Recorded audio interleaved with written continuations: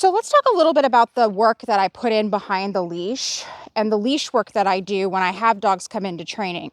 If you're in the subscription, you're trying to do it yourself type training. And so I want to talk a little bit about what I do with the dogs when they come in, because they're all coming in for problems. They're not coming in because they're dogs with no issues. I mean, my puppies are usually pretty straightforward, but granted, they do have their own set of issues. So what I do is I get dogs out after I've charged my marker. I do that separately from my leash work. I generally don't love to use a ton of food in my leash work. And I want to also mention that there's a big difference between competition leash work and leash work to go for a stroll. Ryu has competition leash work. He has a focus heel and all that kind of stuff. But when we're out for an actual walk, he is supposed to be less aroused. His arousal level should be below threshold. So when I'm doing this type of work, these circles, I will set a timer on my watch for 10 minutes, and I will do 10 minutes of circles, the dog on the inside of the circle on my left side. And then once the dog has this down, I switch him to my right. I teach the dogs to heel on both sides fluently. Dogs will have a stronger side. That's absolutely normal. And when I arrive at a new location, I will spend the time walking in circles to acclimate my dog. I try not to show up right when something's about to happen, to give my dog an opportunity to get used to the environment, settle in, and lower their arousal levels. Now, why don't I use a ton of food in my leash work? Now, one thing I want to say is it depends. There's going to be dogs I'm going to be using a little bit more. If I'm doing competition work, I'm going to use toy and food because I want that elevated arousal. I want that prance. I want that super high drive look. But with a dog that I'm trying to just go for a walk and drink my coffee, I want to lower the arousal. Food is never neutral, and neither is toys, depending on the breed of dog. So those two things coming into your leash work can actually create over arousal. If you have a dog that's really possessive of toy, being in a group of dogs and having toy, this is a Ryu problem, can create issues in a group of dogs because they feel like they need to be possessive of that toy, depending on the genetics of your dog.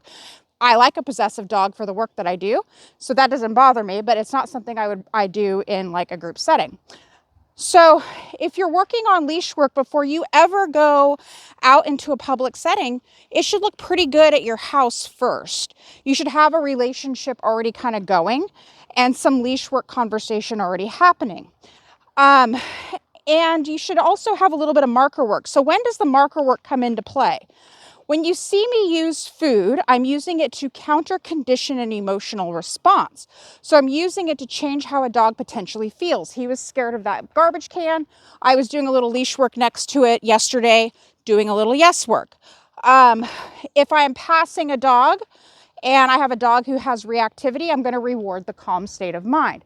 So you have to be really careful how you utilize those different tools in these different settings. The one thing I also want to point out, and I already talked about it a little bit in this video, is that you do need to get places 10 to 15 minutes early. If you show up and you're behind, let me head back into my road, you're stressed. Your dog feels that stress. You're grabbing all your equipment. You're rushing to catch up. And if you have a dog who doesn't like to be in the back of the pack, then your dog's going to have some conflict trying to catch up to the group. So these are things that I see sometimes in different events. Now, that's not to say, skip pack walks or anything like that, but definitely set yourself up for success by getting there a little bit early and allowing yourself and your dog to acclimate to the environment. I have actually told my students when they're running behind, don't come. I can hear it in their voices. I'm late, I didn't get gas, and they're freaking out. Then they get there like, I forgot my leash, I don't have my treats. Nothing about that walk is going to be good for either of them. The whole point of it is something that you two are enjoying together. So I've told them, don't come, go home, reset, it's okay. So think about setting yourself and your dog up for success.